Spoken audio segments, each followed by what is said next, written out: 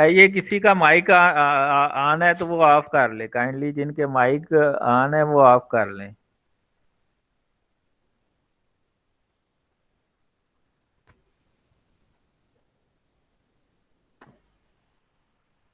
So why we do SDS page? We want to characterize the protein. For the characterization of protein, we use SDS page. We use SDS page, means sodium dodecyl sulfate polyacrylamide gel lactophoresis. Why it is known as SDS page? Because sodium dodecyl sulfate, which is used to denature the protein and give net negative charge to protein. That's why it is named after that detergent sodium dodecyl sulfate and polyacrylamide gel lactophoresis mean कि इसमें दो तरह की gel use होती हैं जो बहुत ज्यादा पोलीमराइजेशन करती है, जो उसके मालिक्यूल आपस में मिलके बहुत से मालिक्यूल आपस में मिलके पॉलीमर बनाते हैं, जिसकी वजह से इसको हम पॉली एक्रिला और इसके एक्रिलामाइड क्यों कहते हैं, क्योंकि इसमें एक एक्रिलामाइड होता है यूनिट और कुछ बेसिक एक्रिलामाइड यूनिट होते हैं। तो पॉली एक्रिलामाइड के बहुत ज्यादा यूनिट और बेसिक एक्रिलामाइड के यूनिट आपस में मिलके पॉली एक्रिलामाइड जेल बनाते हैं और करंट अप्लाई करते हैं, जिसकी वजह से वो मूव करते हैं, इसलिए इसको इलेक्ट्रोफोर्सेस कहते हैं। ठीक है, अगर आप इलेक्ट्रोफोर्सेस को देखें, electrophoresis is a process of moving charge molecule in solution by applying an electric field across the mixture. ठीक है, यानी कि जब आप मिक्सचर को सेपरेट करना चाहते हैं, मॉलिक्यूल को सेपरेट करना चाहते हैं तो करंट प्रोवाइड करते हैं, तो वो अगर वो उसके ऊपर नेगेटिव चार्ज है तो वो कैथोड से एनोड की तरफ जाएंगे, अगर पॉजिटिव चार्ज है तो वो पॉजिटिव चार्ज है तो वो कैथोड की तरफ जाएंगे। Because molecule in electric field move with speed depending on their charge, उसके ऊपर चार्ज क्या है, उसकी शेप क्या है, साइज क्या है। Electrophoresis has been extensively develop for the molecular separation. अब एसडीएस पेज और दूसरी जेल में क्या फर्क है? एसडीएस पेज जो है वो प्रोटीन के लिए हम मोस्टली यूज करते हैं, या डीएनए वो जिसको हम डीनेचर करना चाह रहे हैं। ठीक है, purpose for carrying out electroforces to determine the number amount of mobility of component in a given sample are to separate them। हम किसी कंपोनेंट को सेपरेट करना चाह रहे हैं चार्ज की बेस पे या मास की बेस पे, to obtain the information about the electrical double layer surrounding the particles। उसके ऊपर जो चार्ज है उसको उसके बेस के ऊपर हम उसकी इंफॉर्मेशन लेते हैं। Determination of molecular weight of the protein and DNA sequencing. ठीक है, प्रोटीन का वेट, मॉलिक्यूलर वेट क्या है वो हम इस तरीके से फाइंड आउट कर सकते हैं, और अगर डी नेचर डीएनए पेज कर रहे हैं तो उससे हम डीएनए की सीक्वेंसें भी कर सकते हैं थ्रू सर्जन ब्लॉटिंग। अब इसमें जो हम चार्ज अप्लाई करते हैं तो उसको इसने एक इक्वेशन से रिप्रेजेंट किया है। ठीक है, इसमें जो वेलोसिटी ऑफ माइग्रेशन है वो किसके इक्वल है? E Q divided by F. और ई क्या है? इसमें इलेक्ट्रिकल फील्ड है जो करंट आप प्रोवाइड करते हैं। क्यू क्या है? Net electrical charge on the molecule. वो चार्ज अगर नेगेटिव चार्ज मॉलिक्यूल ज्यादा है तो चार्ज ज्यादा है। ठीक है, और अगर कम है तो चार्ज कम है। मोस्टली ये जो चार्ज है ये यूनिफॉर्म हो जाता है, ये चार्ज जो है यूनिफॉर्म हो जाता है जब हम एसडीएस डालते हैं। तो एफ क्या है? फ्रिक्शनल कोफिशिएंट, ये जो डिपेंड करता है मास एंड शेप क्या है मॉलिक्यूल की।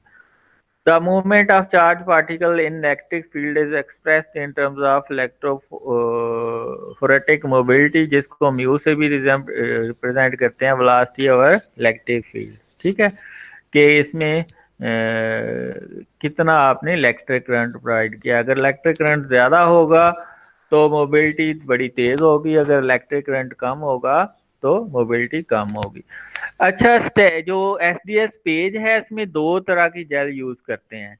नीचे वाली जेल को रिजॉल्विंग जेल कहते हैं, जो ऊपर जिसके ऊपर कोम्ब लगी होती है, जिसके ऊपर हम डालते हैं कोम्ब, उसको स्टेकिंग जेल कहते हैं। ये लेस कंसंट्रेटेड होती है, ये हाई कंसंट्रेशन की बनी होती है। स्टेकिंग नीचे हो गई आपकी रिजॉल्विंग जेल, ऊपर हो गई आपकी stacking gel. The staking gel is large pore page 4%. This gel is prepared with the trace axial buffer PS 6.8। जो इसमें जो स्टैकिंग जेल है उसमें जो हम बफर यूज करते हैं उसकी PS 6.8 होती है, और जो रिजॉल्विंग जेल यानी कि जो नीचे जेल होती है उसकी पीएच होती है 8.8। ठीक है, और इसकी क्या रीजन है ये भी मैं आपको बताऊंगा कि ये 2 यूनिट इसके क्यों कम होते हैं, ताकि जो मूवमेंट है वो तो पहले जो मूवमेंट है वो थोड़ी स्लो हो, यानी कि अच्छी तरह मॉलिक्यूल रिजॉल्व हो और फिर वो आगे जाए। ठीक है, तो ये जो रिजॉल्विंग जेल है ये ज्यादा यानी कि कंडेंस होती है as compare to stacking gel. अच्छा जी, जो एसडीएस हम यूज करते हैं इसके अंदर इसका क्या फंक्शन होता है, ये प्रोटीन को डीनेचर करता है, ये डिटर्जेंट होता है जिसके ऊपर जिसके अंदर फैटी एसिड होते फैटी टेल होती हैं और एंड के ऊपर सल्फेट और सोडियम आयन लगे होते हैं। तो एक साइड पे कोई चार्ज नहीं होता, एक साइड पे पॉजिटिव चार्ज होता है, तो ये एम्फीपैथिक होती हैं, डिटर्जेंट का काम करते हैं। तो ये करती क्या है एसडीएस के मॉलिक्यूल, ये destroy the protein secondary tertiary and quaternary structure और उसको प्राइमरी स्ट्रक्चर में लेके आती है। प्राइमरी स्ट्रक्चर यानी कि उसके राड शेप में ले आती है। तो एक अगर ग्राम प्रोटीन का है उसके ऊपर 1.4 ग्राम एसडीएस के मॉलिक्यूल लग जाते हैं। ठीक है, तो नेट चार्ज जो है वो प्रोटीन के ऊपर नेगेटिव आ जाता है। नेट चार्ज जो प्रोटीन के ऊपर कौन सा चार्ज आ जाता है, नेगेटिव। अब वो मूव करती है on the basis of their molecular weight, जिसका मॉलिक्यूलर वेट कम होगा वो ज्यादा ट्रेवल करेगी, जिसका ज्यादा होगा वो लेस ट्रेवल करेगी। ठीक है, ये आप देख सकते हैं एसडीएस का मॉलिक्यूल है जिसमें आप देखें ये फैटी टेल है, ये सल्फेट मॉलिक्यूल है, और सोडियम ये पोलर है और ये नॉन पोलर है, इसलिए इसको एम्फीपैथिक यानी कि डिटर्जेंट कहते हैं। तो डिटर्जेंट का काम क्या होता है, मसलन ये जो सोप है ये इसके एक नॉन पोलर एंड होता है, एक पोलर होता है। पोलर मॉलिक्यूल को भी निकाल देता है कपड़ों से और नॉन पोलर मॉलिक्यूल को भी निकाल देता है। तो ये एक डिटर्जेंट है। ये आप देख सकते हैं ये प्रोटीन का स्ट्रक्चर जो है क्वाइट कॉम्प्लिकेटेड होता है, लेकिन जब हम एसडीएस डालते हैं तो ये क्या हो जाती है, ये उसको डिनेचर करके ये रॉड शेप में लेके आ जाते हैं। और ये देखें एसडीएस के मॉलिक्यूल ऊपर लग जाते हैं, 1 ग्राम प्रोटीन के ऊपर 1.4 ग्राम एसडीएस के मॉलिक्यूल लग जाते हैं। एसडीएस जो है इसको टर्शियरी स्ट्रक्चर को और क्वार्टरनरी स्ट्रक्चर को इसको खत्म करके इसको प्राइमरी स्ट्रक्चर में ले आता है। अब 2 तरह की हम जेल यूज करते हैं, ये तो हो गया प्रोटीन को हम डीनेचर कैसे करते हैं।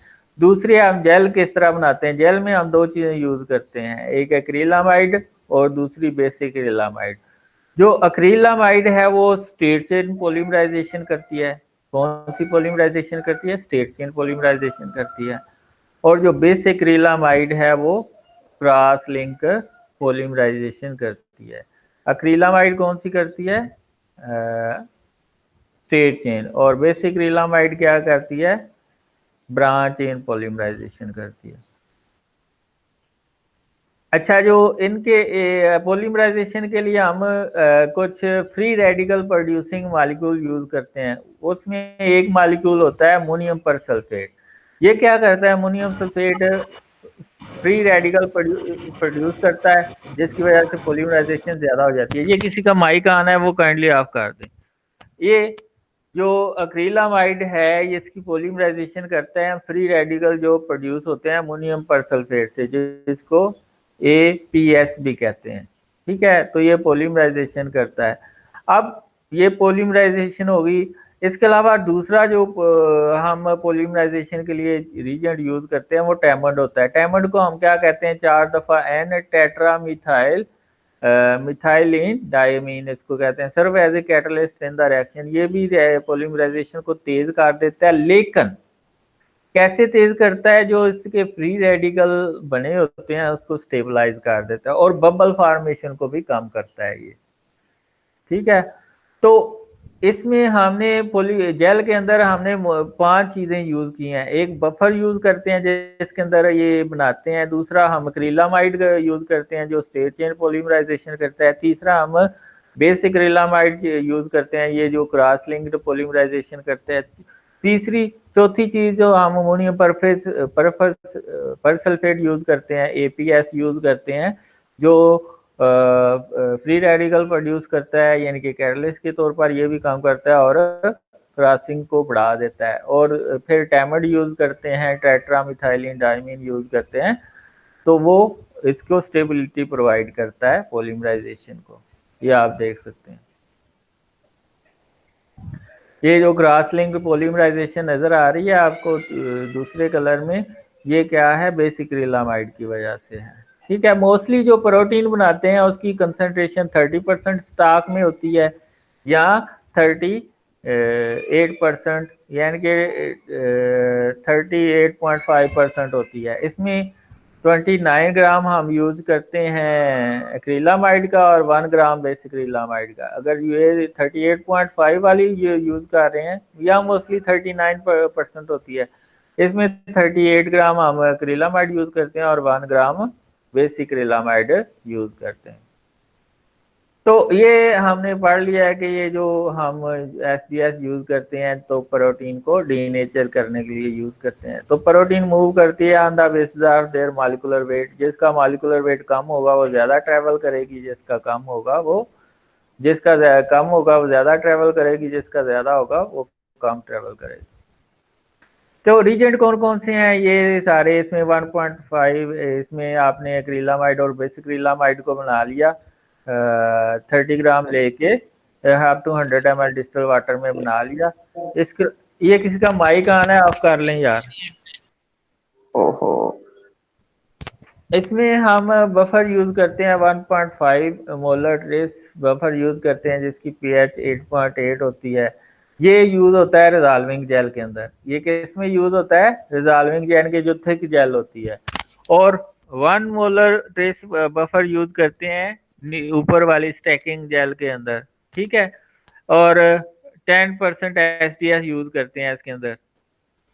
इसके अलावा 10% अमोनियम सल्फेट ये हम फ्रेशली प्रिपेयर्ड करते हैं। 1 ml के लिए हमें 0.1 ग्राम चाहिए 10% बनाने के लिए। इसके अलावा आप एसडीएस रनिंग बफर बनाते हैं, उसकी कंपोजिशन 2 लीटर के लिए ये लिखी हुई है। अब आप जो रिजॉल्विंग जेल जिसको रनिंग जेल भी बनाते हैं, ये आप 8% बना सकते हैं और स्टेकिंग जेल 3 to 4% कम होती है रिजॉल्विंग जेल या रनिंग जेल से। जो स्टेकिंग जेल होती है वो रनिंग जेल से 3 to 4% कम कंसंट्रेटेड होती है। तो ये कंपोजिशन है, ये स्टॉक में केमिकल है, स्टॉक में से ये आप लेते हैं केमिकल और ये बन जाता है। अब स्टेकिंग जेल में आप ये वाला बफर नहीं यूज करेंगे, इसके लिए हम दूसरा बफर यूज करते हैं जिसकी पीएच 6.6 होती है, ठीक है। तो ये सारी चीजें आप मिक्स करेंगे तो एक जेल का ये पूरे मॉलिक्यूल हैं, ये ऊपर नीचे आ जाएगी। पहले हिसाब से पहले ये हम डाल देंगे प्लेटों के दरमियान। ये कैसे बनती है एक वीडियो आपको दिखाएंगे तो अच्छी आपको समझ आएगी। फिर हम ये डाल देते हैं ऊपर, फिर कोम लगा देते हैं, जेल बन जाएगी। जेल को फिर हम ऑपरेटस में ले जाएंगे। ये आप देख सकते हैं, ये एक और जेल है जिसकी कंसंट्रेशन 12 है। ये हमने स्टॉक में से केमिकल लिए हैं, ठीक है। तो ये इसको ये एक और स्टैकिंग जेल है जिसकी कंसंट्रेशन ये 8% है, गलती से 12% लिखा गया। तो ये इसकी ये देखना बफर इसमें 6.8 है, इसकी जो कंसंट्रेशन है वो रिजॉल्विंग जेल से कम होती है इस बफर की। सैंपल बफर यानी कि जो सैंपल को आपने तैयार करना है, प्रोटीन को डीनेचर करना है, उसके लिए भी एक सेपरेट बफर बनाते हैं। तो उसमें हम एक ट्रेस बफर यूज करते हैं जिसको आप ये रिजॉल्विंग बफर से भी ले सकते हैं, ठीक है। इसके अलावा एसडीएस यूज करते हैं जो डीनेचर करता है प्रोटीन। ग्लाइसरोल है जो मॉलिक्यूल प्रोटीन को और ज्यादा उसकी डेंसिटी बढ़ा देता है, वो सिंक करता है, मूवमेंट में हेल्प आउट करता है। ब्रोमोफिनोल ब्लू ये विजुअलाइज करती है सैंपल को और हीट करते हैं आप इनको प्लास्टिक ट्यूब में डाल के 95 डिग्री सेंटीग्रेड पर 5 मिनट के लिए, तो डीनेचर हो जाती है प्रोटीन। फिर आप उसको लोड करते हैं जेल के ऊपर। तो ये डिफरेंट वेज हैं, डिफरेंट वेज हैं सैंपल को कि कुछ मेथड्स में आप 5 मिनट के लिए 95 डिग्री सेंटीग्रेड पर रखते हैं, कुछ मेथड में आप 65 डिग्री सेंटीग्रेड 10 मिनट्स के लिए। ये डिफरेंट वेज है सैंपल प्रिपरेशन का, ठीक है। तो ये सैंपल को तैयार कैसे करना है, 40 माइक्रो लीटर आपने प्रोटीन लेनी है, उसमें 10 माइक्रो लीटर बफर डाल देना है, बॉयल करना है 5 मिनट के लिए। यहाँ अगर आप 99 डिग्री सेंटीग्रेड है तो 3 मिनट में हो जाएगी डीनेचरेशन। फिर उसको ये लोडिंग बफर है, इसको हम पीछे भी कर चुके हैं। लोडिंग बफर में एक और चीज होती है बीटा मरकैप्टोएथेनॉल। बीटा मरकैप्टोएथेनॉल जो प्रोटीन के दरमियान डाइसल्फाइड लिंकेज है उसको ब्रेक करती है। फिर कास्टिंग ऑफ जेल कैसे करते हैं, पहले आप रिजॉल्विंग जेल डालते हैं, फिर आप ये देखें सबसे पहले उसने रिजॉल्विंग जेल बनाई डाली, ठीक है। फिर उसने ये स्टैकिंग जेल डाली है। Prepare the separating solution by combining the reagent, do not add ammonium persulphate and TEMED. आपने सबसे एंड के ऊपर जब आपने जेल को डालना है जेल कास्टिंग ट्रे के अंदर, तो तब आपने एपीएस और टैमड डालना है। अगर एपीएस और टैमड पहले डाल देंगे तो वो पहले से पॉलीमराइजेशन हो जाएगी। Add APS and TEMED to monomer solution just before pouring, यानी कि डालने से पहले आपने कुछ सेकंड पहले जो है ना उसको डालना है। And mix well by swirling gently, pour the solution till mark. इसमें एक मार्क होगा रिजॉल्विंग जेल के लिए, ठीक है, और एक होगा स्टेकिंग जेल के लिए। जब तक जो मार्क होता है रिजॉल्विंग जेल का, उस मार्क तक आपने डाल देनी है ये 10% वाली। यानी कि डिपेंड करता है कि आपकी प्रोटीन का साइज क्या है। अगर आपकी प्रोटीन हाई मॉलिक्यूलर वेट की है तो हम कम परसेंटेज की जो है ना जेल यूज करते हैं। अगर लो मॉलिक्यूलर वेट की है फिर हम 15-16% तक भी अपनी जेल बना सकते हैं जो रिजॉल्विंग जेल है, ठीक है। तो ये है इसका तरीकाकार। Allow the gel to polymerise for 20 to 30 minutes. फिर स्टेकिंग जेल को कैसे, उसी तरह आपने मिक्स करना है और एपीएस और टेमेंट को नहीं डालना, इसको अपने एंड पे डालना है, ठीक है। और फिर आपने ये जो रिजॉल्विंग जेल है उस पर आप थोड़ा सा आइसोप्रोपेनॉल डाल देते हैं ताकि ऊपर कोई बबल ना बने। रिजॉल्विंग जेल जब आप डाल चुके होते हैं तो उसमें थोड़ा सा आप आइसोप्रोपेनॉल या डिस्टिल वाटर डाल देते हैं, वो इसलिए कि उसके ऊपर कोई बबल ना बने, अगर बबल है वो खत्म हो जाए, ठीक है। तो जब आपने स्टेकिंग जेल डालनी है ऊपर तो पहले आपने फिल्टर पेपर से आइसोप्रोपेनॉल या वाटर जो डाला हुआ है वो फिल्टर पेपर अगर ऊपर डालेंगे वो सक कर लेगा उसको।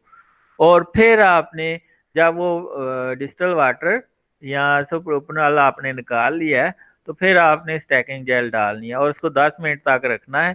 और फिर आपने जब वो हो जाएगी तो उधर उसको ले जाना है।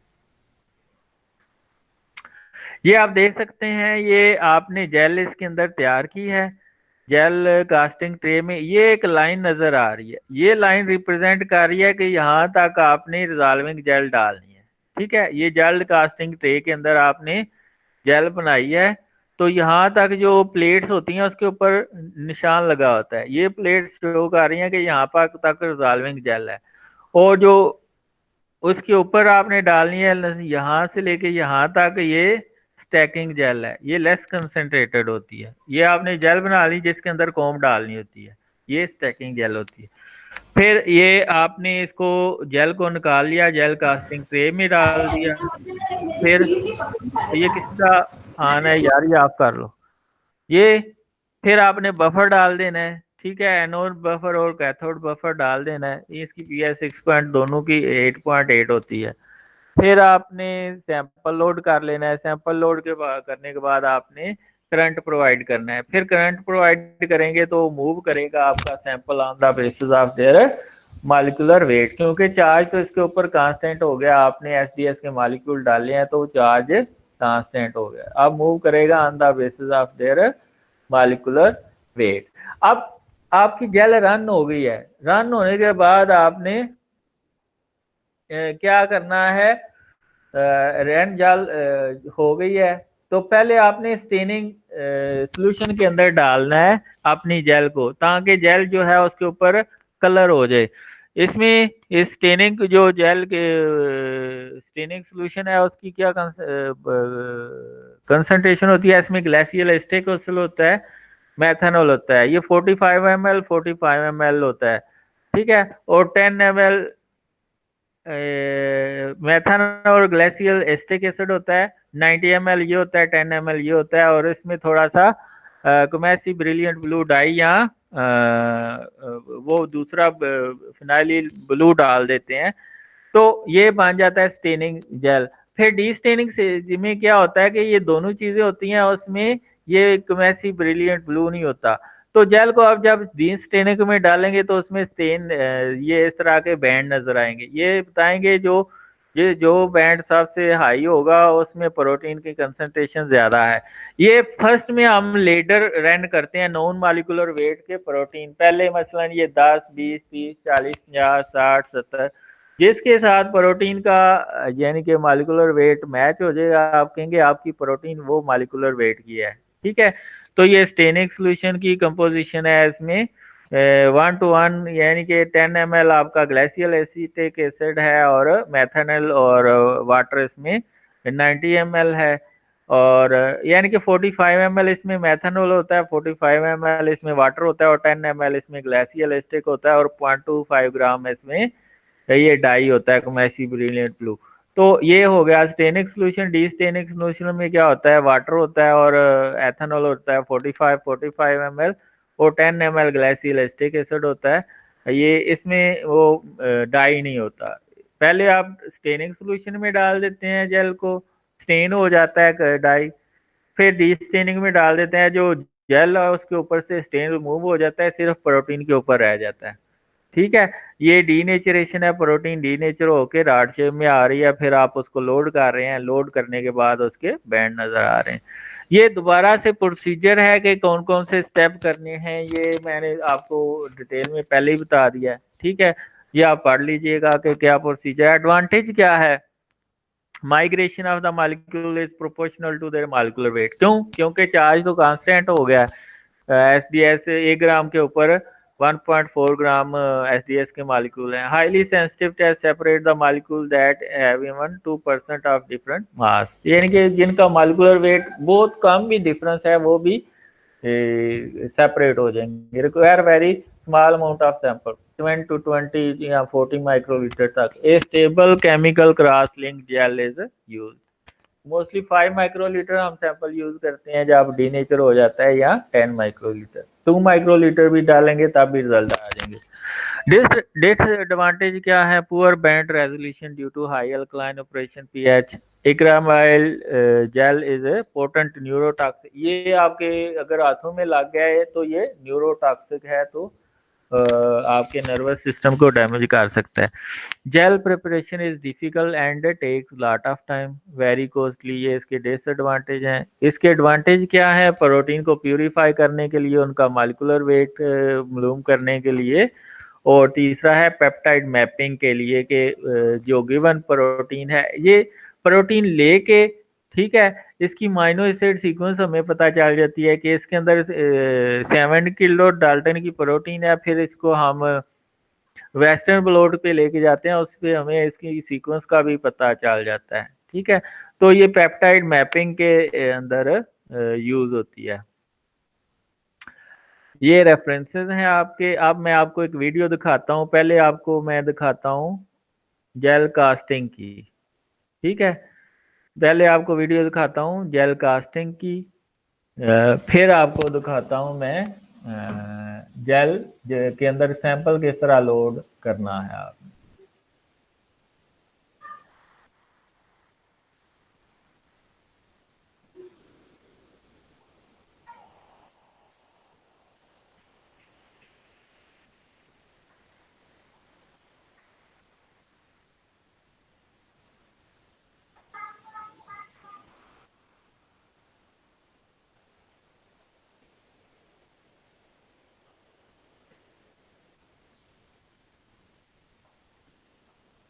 and spelling are important.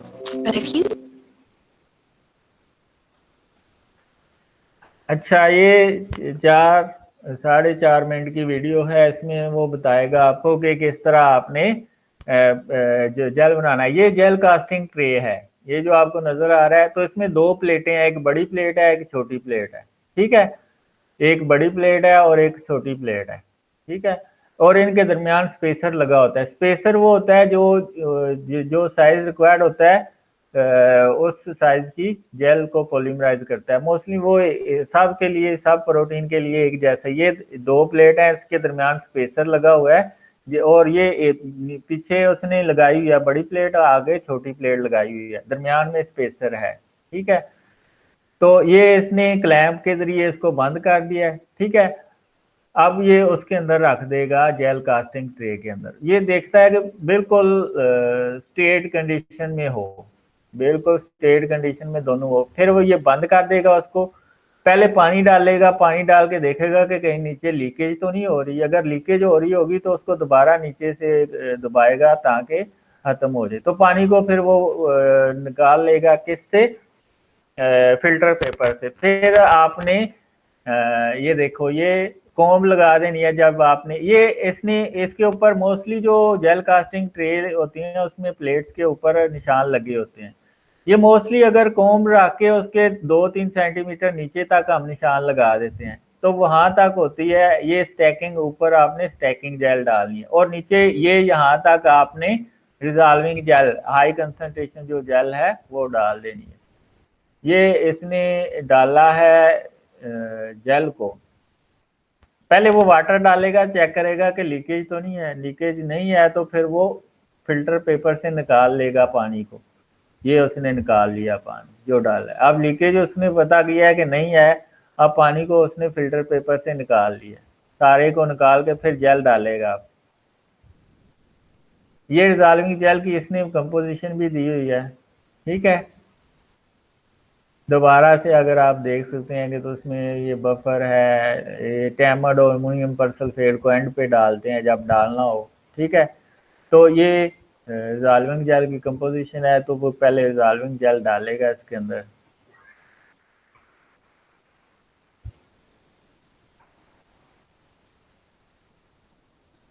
ये अभी वो रिजॉल्विंग जेल डालने लगा है। सारा उसने पहले ही बना के रखा हुआ है। और ये याद रखना है कि जेल बनाते वक्त आपने टैमर्ड और एपीएस को सबसे एंड में डालना है। ठीक है, खासकर एपीएस को पहले डालना है, फिर टैमर्ड को डालना है। टैमर्ड क्या करता है कि जो फ्री रेडिकल ज्यादा बन जाते हैं उनको स्टेबिलिटी प्रोवाइड, ये उसने डाल दिया। ये इस निशान तक उसने रिजॉल्विंग जेल को डालना है। इस साइन तक उसने किसको डालना है? रिजॉल्विंग जेल को। अब ये जो बबल आ रहे हैं इसको उसने रिमूव करना है। किसने? ऊपर वाटर डाल देगा या आइसोप्रोपेनॉल डाल देगा। ठीक है, अब ऊपर वो आइसोप्रोपेनॉल थोड़ा सा डालेगा ताकि ये जो बबल थोड़े से बने हैं ये रिमूव हो जाए। आइसोप्रोपेनॉल अगर नहीं है तो डिस्टिल वाटर से भी काम चल जाएगा। ये अब तो वैसे ही खत्म हो गए हैं। ठीक है, अब थोड़ा सा उसने आइसोप्रोपेनॉल डाल दिया।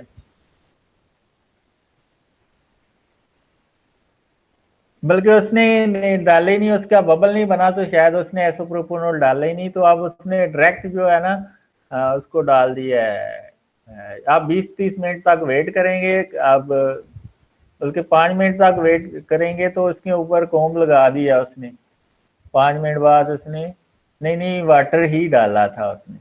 ठीक है, अब वो डालेगा क्या?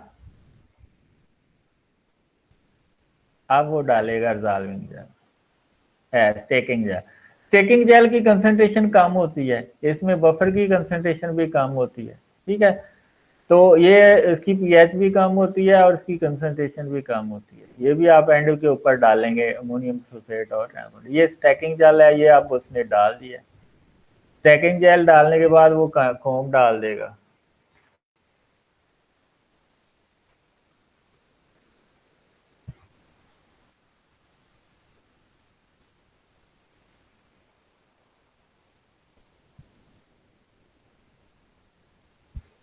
ये देखें ना, अब उसने ये स्टेकिंग जेल, अब ये कोम डालेगा इसके अंदर। कंघी वो बताती है कि इसमें स्पेसेस क्रिएट करेगी जहां पे आपने सैंपल लोड करना है। ये फौरन से आपने ये डाल देनी है ताकि जेल पॉलीमराइज ना हो जाए। वेट करना है 20 से 30 मिनट तक, जब ये सोल्डिफाई होगा फिर आपने ट्रांसफर कर लेना है जेल इलेक्ट्रोफोर्सेस की असेंबली में। अब हम दूसरी वीडियो पे आके आ जाते हैं। हाउ टू ये आ गई, how to run SDS PAGE, ये दूसरी वीडियो पे आ गए हम।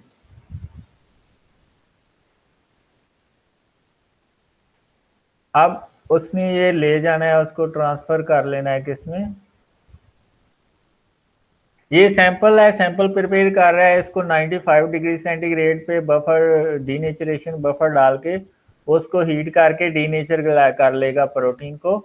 और इसके लिए ये आपको लंबी यानी कि टेप वाली ट्यूब चाहिए होती है। यानी ये जेल बनी हुई है, जेल उसने बना के रख ली है।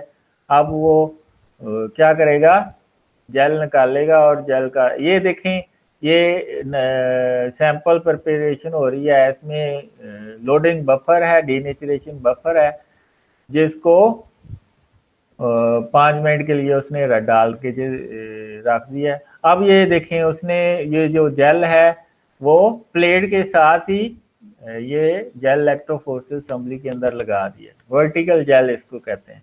अब ये बफर डाल दिया उसने, ठीक है। बाज़ औक़ात आपको अगर आप 2-3 जेल रन कर रहे हैं तो 2 बफर डालने की ज़रूरत होती है, ठीक है। तो आपने एक ही जेल बनाई है तो अब ये सैंपल लोड करेगा। अब वो टिप डाल के देख रहा है कि टिप जा रही है अंदर के नहीं। अब वो सैंपल उसने निकाल लिया जो डीनेचर हुआ है प्रोटीन, जिसको हम सेपरेट करना चाह रहे हैं, जिनकी मॉलिक्यूलर कैरेक्टराइजेशन करना चाह रहे हैं, उसने अब ये निकाल लिया। अब वो सैंपल लोडिंग करेगा, पहले में लेडर रन करेगा जिसमें नॉन मॉलिक्यूलर वेट के बैंड होते हैं, यानी कि कोई 10 किलो बेस पर किलो डाल्टन का होगा, कोई 20 किलो डाल्टन का होगा, कोई 30 किलो डाल्टन का होगा, कोई 40। और फिर आपके सैंपल डालेगा, फिर जिस बैंड के साथ आपकी प्रोटीन जो मैच कर देगी आप कहेंगे आपकी प्रोटीन का ये मॉलिक्यूलर वेट है। अब ये जब ये रन हो जाएगी तो ये बबल नजर आ जाएंगे, ठीक है, कि जो आपका प्रोटीन है उसके ऊपर नेगेटिव चार्ज है तो वो एनोड की तरफ जा रही है। वो किसकी तरफ जा रही है, एनोड की तरफ जा रही है। ये आप देखें, आपको ये जो डाई है ये शो होता कर रहा होगा, ये जेल ऊपर जा रही है, ठीक है। अब उसने पहले इसको स्टेनिंग सॉल्यूशन के अंदर डालना है, ठीक है। ये आप उसने प्लेटें सेपरेट कर ली हैं। अब वो जेल को निकालेगा और जेल को निकाल के किसमें डालेगा, स्टेनिंग सॉल्यूशन के अंदर।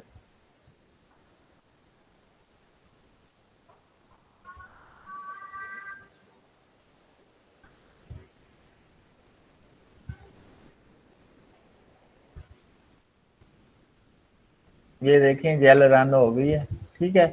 अब वो क्या करेगा, इसको स्टेनिंग सॉल्यूशन में डालेगा, फिर वो को डी स्टेनिंग सॉल्यूशन में डालेगा। ये उसने स्टेनिंग सॉल्यूशन में डाल दिया इसको, फिर वो डी स्टेनिंग सॉल्यूशन में डालेगा, फिर उसको बैंड को चेक कर लेगा जेल डॉक्यूमेंटेशन सिस्टम के, ठीक है। तो ये तो था। इसलिए स्टेकिंग में क्या होता है कि जो क्लोराइड आयंस होते हैं वो प्रोटीन के ऊपर स्टैक कर जाते हैं, ठीक है, और वो फिर नीचे जाता है। हाँ जी, यहाँ तक किसी का कोई क्वेश्चन है तो पूछ सकते हैं।